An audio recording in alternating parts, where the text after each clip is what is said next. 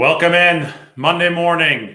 We're here to talk about how the 49ers were absolutely putrid offensively in key situations. And we're here to talk about how the 49ers need to fix that moving forward to complement what I thought was a really, really good defensive effort that just ran out of steam. It was the same old movie against Russell Wilson and company. And that's what I wrote about from Denver. I'm still in Denver right now. As you can tell, this is an unusual background. Nice little place over by Union Station. Flying home a little bit later tonight. Boy, it was a late night last night. Sunday Night Football prime time, especially if you're not on the West Coast. If that time zone is pushed up or pushed back an hour, I guess you could say, you don't leave the stadium until it's really late. So coming to you live here in the morning to talk about the 49ers who watched the same old movie. The 49ers offense gave Russell Wilson too much daylight. As you can see the headline here, same thing. 49ers putrid offensive performance again left the door open for Russell Wilson. The key guys, I talked about this on the way down to the locker room in the live last night. Denver had 70 plays. The 49ers only ran 52 plays. So Denver was really inefficient. Denver was getting booed off the field by their own fans. I mean, that offense for 95% of the game was worse than the 49ers offense. I mean, on an aggregate efficiency-wise, they were worse than the 49ers. The Broncos won despite only gaining 3.7 yards per play. So that's where the massive missed opportunity comes. The 49ers defense smothered Denver throughout most of this football game, yet the 49ers offense just through several situational errors, and we'll talk about all of them today, left too many opportunities for the Broncos. So you never see an offense as inefficient as Denver's run 70 plays, run 18 more plays than the other team, especially when the other team was more efficient on the aggregate. So that's how situationally poor the 49ers were in this game on the offensive side of the football. Even worse than normal. I mean, in 2017, the 49ers lost a game to the Seahawks and Russell Wilson, in which they outgained Seattle, in which they led Seattle for most of the game, in which they played really, really good defense for a long stretch of the game. And then Russell Wilson pulled the rabbit out of his hat late and beat the 49ers. But back then, the 49ers were the 2017 49ers. Brian Hoyer was the quarterback. We expected the offense to be bad. That was a building team. Now things obviously are a little bit different, right? You have a quarterback who's already played in a Super Bowl and an NFC Championship game on top of that. You've got stars, offensive skill position stars across the board. The 49ers need more from their offense, and they wasted an even better defensive performance this time.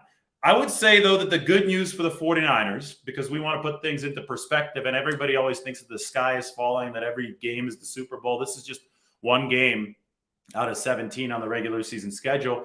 There wasn't total offensive ineptitude for the 49ers yesterday. It's not like they lined up and averaged 2 yards per play, couldn't get anything done. They were efficient in the first half, and then they had big plays in the second half. I mean, they hit Kyle Juszczyk on, that was one of the nicest catches I've ever seen a fullback make. We call him a wideout on that play. He came in motion, was running against Bradley Chubb. The 49ers obviously like that matchup in the pass game downfield. Garoppolo put the ball where it had to be. Juszczyk got both toes down, made the catch.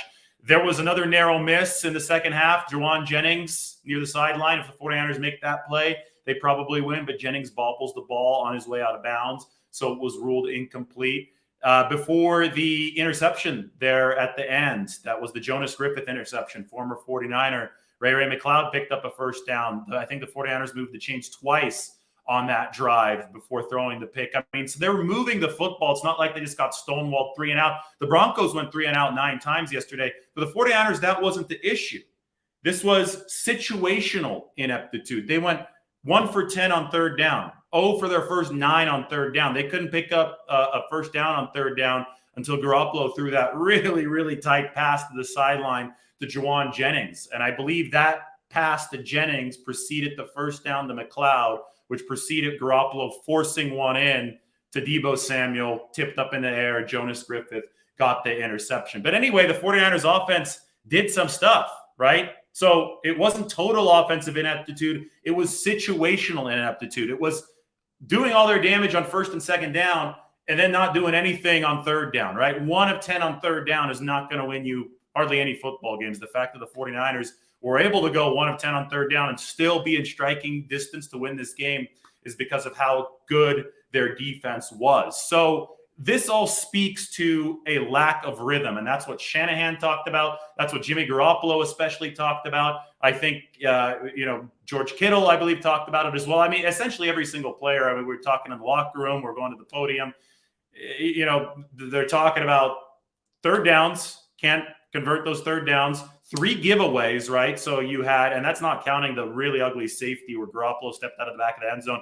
To illustrate how bad that play was, the best thing that happened to the 49ers on that play was that Jimmy Garoppolo stepped out of the back of the end zone. Because if he doesn't step out of the back of the end zone, Bradley Chubb has a pick 6. So they actually saved themselves a little bit of damage on the scoreboard by stepping out of the back of the end zone. So that's never good, right? That was terrible. Shanahan blamed himself. Shanahan said that he shouldn't have called a play that allowed for a free rusher when the 49ers were in their own end zone. And you think, I don't think that was smart.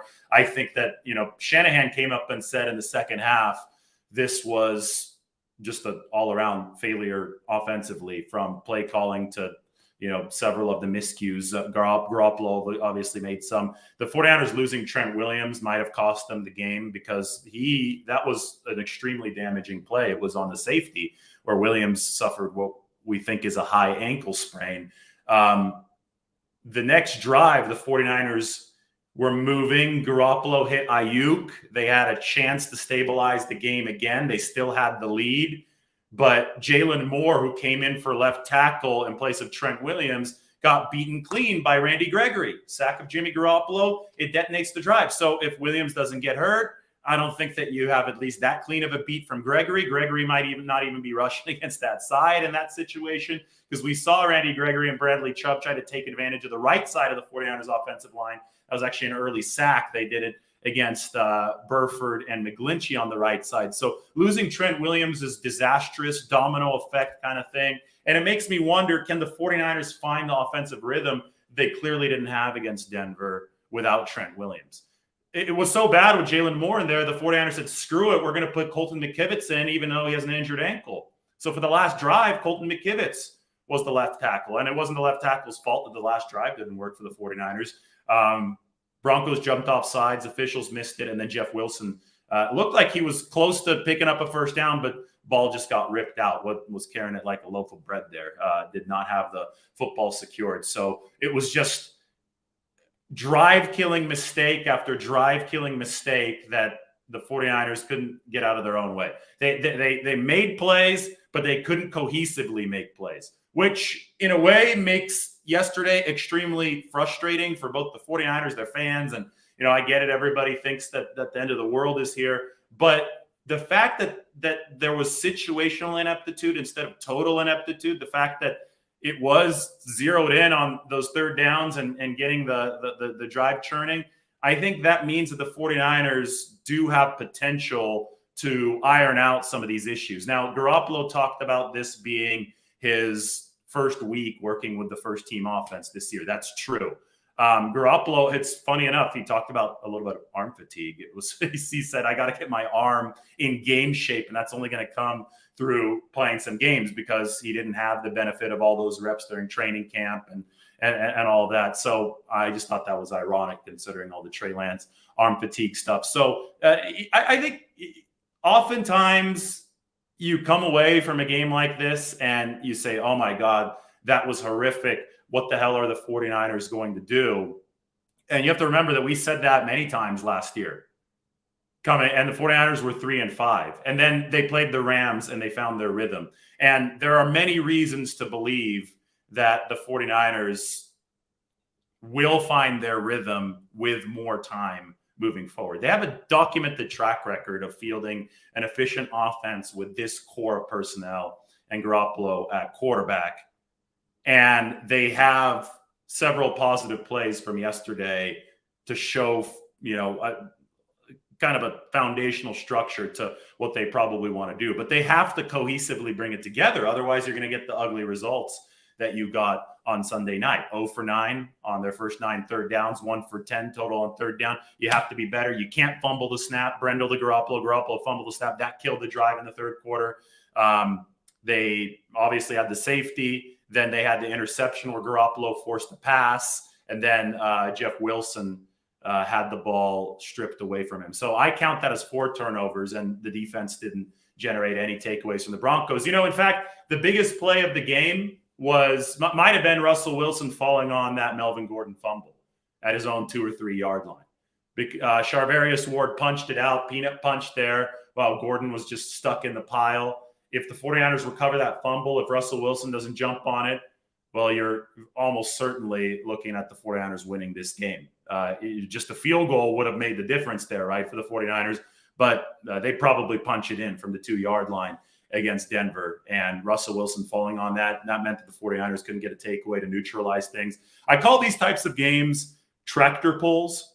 Tractor pull is when you have 2 tractors, you tie them together, and they both drive in opposite directions, and you see who has more torque. It's ugly. These types of games are ugly. It's a defensive battle. The offenses are struggling to get everything. I mean, the Broncos were booing Russell Wilson and their offense off the field multiple times in this football game. The field position game meant that the punters were the stars of the show. And in a tractor pull, the critical errors are magnified, right? So if Russell Wilson doesn't jump on that fumble, that error is magnified. Just like the 49ers safety was magnified, just like the interception to Jonas Griffith was magnified, the fumble by Jeff Wilson was magnified, the fumble by Jimmy Garoppolo, Jake Brendel, whoever's fault it was. To me, it looked like it was a little bit more Garoppolo's fault for sure on that fumble. We'll have to ask him this week. I mean, all of those things are magnified because yardage and points are coming at such a premium. And because yardage and points come at a premium, I thought that Shanahan, I don't think that Shanahan called a good offensive game. I think Denver's defense was really, you have to give them credit. I think they were at home. They stayed home. They didn't fall for the 49ers misdirection all too often. 49ers had to make plays to move the ball against this defense. But, I still remember one of those counter plays, the handoffs to Deebo Samuel. All the linebackers were at home. Maybe Jonas Griffith, former 49er, had a beat on some of the plays. But Denver was not caught out of position a lot in this football game, so you have to give him credit. So I don't think that Kyle Shanahan called his wizard game plan in this game, but I also don't think that he situationally handled things well. And my biggest criticism for Kyle Shanahan came in the first half. 49ers defense is dominating. And I think you show faith in your defense if you let your offense go for it in plus territory. Because you say, hey, even if the offense doesn't make it, we believe in the defense. We don't care if the opposing offense gets the ball near midfield. Our defense is going to stop them anyway. When you start playing to your punter, when you start playing away from the analytics, well, then all of a sudden you're saying, well, we don't trust our defense that much. We need to pin them back. That's the only way our defense is going to be able to do anything. I thought that was the message that Kyle Shanahan implicitly sent. And I know, I get it. He trusts the defense. I just think that he plays a really risk-averse style on some of these 4th down decisions. And it was like a 4th and 3, 4th and 4. 49ers had it at the 43. They're in plus territory for Denver. They decide to punt. And to me, the offense was playing a lot better at that point in time. It was less disjointed in the first half than it was in the second half. The punt ended up working out, just in a vacuum. That was the one where Samuel Womack knocked it out of the end zone, and Tabor Pepper, the long snapper, played his acrobatics at the goal line. They pinned Denver back, but within a few plays, Denver was moving, and they're already back at the spot of the punt. And the 49ers, they gave up a chance to score, obviously, offensively, and any more points in that game obviously would have been huge. But B, they exposed their defense again unnecessarily.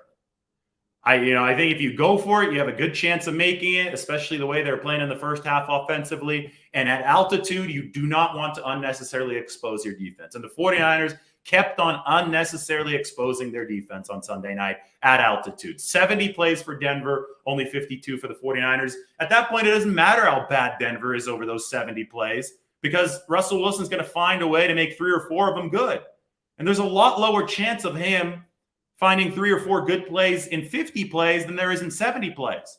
And it's the 49ers offense's fault and Shanahan's fault for giving him those 70 plays, right? So I think you have to coach the game to keep the ball away from Russell Wilson. Don't punt it to him. Now, the defense wasn't perfect for the 49ers. Let's put it this way here, and let's put this up here. The good news is that the 49ers defense gives them a lot of runway. When we talk about, hey, the 49ers offense needs to find a rhythm now, even without Trent Williams, who probably has a high ankle sprain. It's not going to be easy, right? Trent, I mean, they're going to have to put McKivitz in there. They're going to have to run some smoke and mirrors and pass protection. That they have overcome not having Trent Williams before. Week 17 against the Rams last year. It's probably the best example. But it's not going to be easy to find a rhythm without Trent Williams. But the good news is the 49ers don't need a lot because the defense gives them a lot of runway. But now let's emphasize that the defense is not perfect.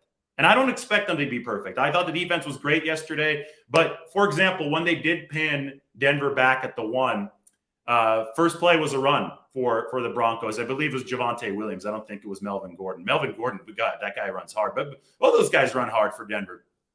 49ers needed to keep Denver pinned back. I mean, if you look, probably a tale of two plays that were a difference in this game. When the 49ers were pinned back, they ran Jeff Wilson. Denver stonewalled him at the goal line, and that set up the second down where Garoppolo took the safety, stepped out of the back of the end zone, right? Denver's in a similar situation, but they run Javonte Williams. The 49ers don't stonewall him. In fact, Emmanuel Mosley comes in and run support, doesn't wrap up, throws his shoulder in there, doesn't wrap up, and it turns into like a 6-yard gain, and Denver has breathing room. So, I mean, it's small stuff like that make a huge difference because with breathing room, Denver's not risking the safety anymore. They drive down the field. I think that drive took 8 or 9 plays. End of the day, that 8 or 9 plays is huge at altitude when you're sucking wind. I talk about play count. It comes down to math. If you run 70 plays, you're going to be a whole lot better off than if you run 52. And that is compounded in altitude because those defenses start getting really, really tired. Hands on the hips. It's tough. So at small junctures, I mean, this is the pressure, though, that the 49ers put on their defense. At small junctures, you have to be perfect if that offense is so disjointed, right? It's complementary football. And the 49ers put their, hang their hat on this complementary football formula to such a great extent. I mean, more than anybody else, it seems. They need rhythm on offense, and they need rhythm between offense, defense, and special teams. When one facet of the game just kind of falls through falls to the floor, it really the domino effect on the other facets of the game is palpable. So they need symbiotic relationships between offense, defense, and special teams. And I think that we saw that for very small spurts on Sunday, but not necessarily for more than 5 minutes of the game, right? And that's something that they're going to have to attain moving forward in this 2022 season. But boy, the article up on the screen, 49ers putrid offensive performance, again, left the door open for Russell Wilson. I'm tossing it into the comment section right now. You guys go. You can go ahead and check that out. That's up on The Athletic. So you could see that whenever you get a chance. The Broncos, again, were able to win this game at 3.7 yards per play, which just isn't acceptable. The 49ers, offensively, I mean, the stats that you need to know are, I say 4 giveaways because I count the safety, or you could say 3 giveaways and a safety, 1 for 10 on third down. Defense had 4 sacks. Defense played their ass off. Defense wasn't perfect, but it's hard to be perfect in this day and age in the NFL. If you can get the home crowd to boo Russell Wilson in just his 3rd game with his new franchise, you've probably done a good job as the defense. I mean, Kevin Givens is turning into a monster for the 49ers. Drake Jackson, his first sack. And Russell made some plays in the first half when he had that ball that he flipped out to Melvin Gordon to avoid the sack. That was impressive, but the defense kept on holding firm. I just thought that Shanahan didn't manage the game properly with one of those 4th down decisions. And then, oh boy, talk about the worst decision that Shanahan made. This is one that I will not understand. And Shanahan explained it, but I still don't understand it. He gave Denver an easy shot at 3 points.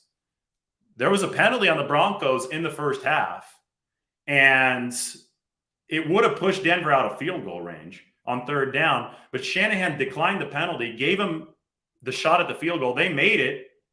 Field goals were 3 points, and Denver won by 1. And Shanahan later said, well, I don't want Russell Wilson to run around, do something crazy, get a holding call. There was no indication at that point in the game that Russell Wilson was going to do that. The defense was still fresh. The 49ers defense was dominating the game. You don't just give up a shutout. You don't just say your defense is working, shutting down Russell Wilson. The crowd's starting to boo. You don't just say, hey, have 3 points. You don't do that. Make Russell Wilson prove that he can move the ball on 3rd and long against your pass rush. That's playing scared if you're Kyle Shanahan. I don't agree with that call. I said it at the time. Shanahan said, well, yeah, we thought Russell Wilson might do something. 49ers actually did the opposite later in the game. Same thing happened. That time they actually took the penalty. They didn't decline it. So I think that's Shanahan acknowledging that what he did in the first half was not the right call. And again, these games are decided by tiny margins. And that was 3 points that was the difference in the game. Remember, if it were 7-0 at halftime, it's a lot harder for Denver to come back. The 7-3 turned to the 7-5. Then that turned into 10-5. It turned into a Coors Field game. And then finally the touchdown for Denver made it 11-10. So a definite Coors Field game here in Denver. But I thought that the 49ers blew a lot of opportunities that could have made the lead bigger. And I thought that one of them was definitely Shanahan on that play. Now, I mean, we could talk about Jimmy Garoppolo. And we'll go here. Let's put this up here. The 49ers offense was even situationally worse than normal. So what does that mean for Jimmy Garoppolo? Well, he made some nice throws, even in the second half. But again, his damage always seemed to come on first and second down. And then for whatever reason, and there are multiple reasons. I mean, one, it was Jalen Moore getting beat by Randy Gregory after Trent Williams was out. Then it was Garoppolo forcing a terrible pass into Deebo Samuel. Garoppolo missed Deebo Samuel. There was a wheel route early in the game that you just didn't see him. And then there was one where he didn't lead him properly, right? So he wasn't accurate at key junctures that could have put this game away. But then he was, there were certain passes early in this game. He kind of layered one over to Ayuk. That was really nice. I talked about the one that Jennings, the numbers, Garoppolo got drilled on that play. That was a really good throw, but Jennings couldn't hold on. The one that Juszczyk was good. So again, you have enough good to build on and say, hey, this offense can be productive. We've seen them be productive before. They do productive things. But the situational ineptitude in this game, the third downs, the fact that they couldn't, land what would have been close to a knockout punch with one more bigger play against Denver, given how well the defense was playing, that all added up into Russell Wilson getting too many opportunities. So Jimmy just has to be more consistent throughout the game. And he's a rhythm quarterback. We all know this. He's a rhythm quarterback. The 49ers are a rhythm offense. That's why I always talk about Garoppolo and Kyle Shanahan in conjunction. Everybody's like, oh, well, when the 49ers are good, does Shanahan get the credit? Or does Garoppolo get the credit? Or does Deebo Samuel get the credit? Or does George Kittle get the credit? No. Those are the wrong questions. They all get the credit because they are a cohesive machine when things are working well.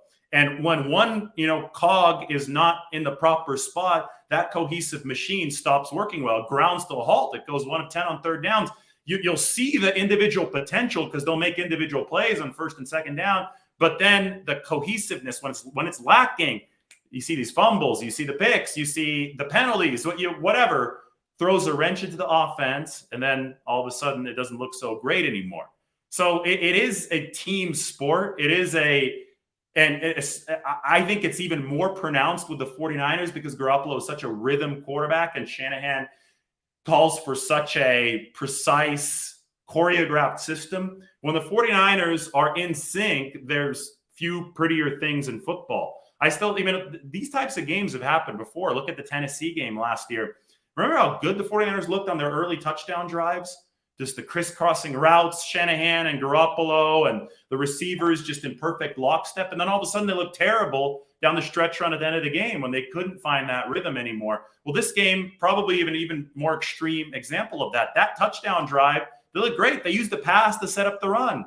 Garoppolo to Ayuk on first down, sets up the run. Jeff Wilson, 30-something yards or maybe even 40-something yards on the run. And they get down with a pass to George Kittle into the red zone, and then the Garoppolo to Ayuk play. That one was really nice, the little quick slant where they hit Brandon Ayuk for the touchdown. I measured that at 0.81 seconds, snap to release for Jimmy Garoppolo. I mean, the short game for Garoppolo is impressive, especially when they're in rhythm. And you saw how bad Russell Wilson's short game was yesterday. So you can't take that for granted. But you have to realize that rhythm for the 49ers offensively is not a one-person show. The entire apparatus has to be in cohesive lockstep. And it goes from looking really good to really bad really quickly. And perhaps that's a vulnerability of Kyle Shanahan's system. But I'll tell you what another vulnerability is. They don't have Trent Williams anymore as they try to find this lockstep. Now, as we zoom out and try to make this, into a bigger picture thing, 49ers opened 3-5 last year. They're 1-2 right now. It's very far from the end of the world. We're still early in this marathon. It's most certainly not a sprint. So last year they were 3-5 when they entered that game against the Los Angeles Rams. And they won that game against the Rams. Or was that the game against Chicago when they were 3? They were a losing team when they beat the Rams last year. And they found their offensive rhythm in that game. Could more work with the first team help Garoppolo and the offense find that rhythm? Yes, of course. Will they find it on the longer week? I don't know. They have done good things against the Rams in the past. Their only loss recently to the Rams was in the NFC Championship game. But they're going to have to find that rhythm without Trent Williams. Now, they didn't have Trent Williams in Week 17 and they beat the Rams, but they did it just by the skin of their teeth. So it's not going to be easy. I don't think LA has the pass rush that it had last year, but boy, the 49ers have a lot of work to do to get to the point where they are cohesive again. Now, even though they have a lot of work, doesn't mean that it won't happen quickly. It can happen at the snap of a finger. Sometimes cohesion is funny like that. Sometimes it's one thing off. Well, third downs are demoralizers for either the defense or the offense. If you're converting them, they're demoralizers for the defense. If you're not, they're demoralizers for the offense. So they were really good on third down against the Rams last year in that game that turned it around at Levi Stadium.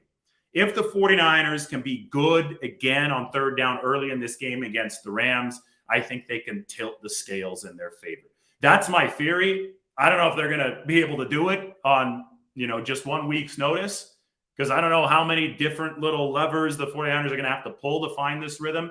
But the good news for them is that because the ineptitude has been situational and it's not been total, because there have been some positive plays, I do think that the 49ers can find their way out of this sooner rather than later. And you have to look at it that way, because if you're looking at one game in Week 3 as the Super Bowl, you just don't understand the full complexities of an NFL season. I mean, you had the Montana and the young 49ers.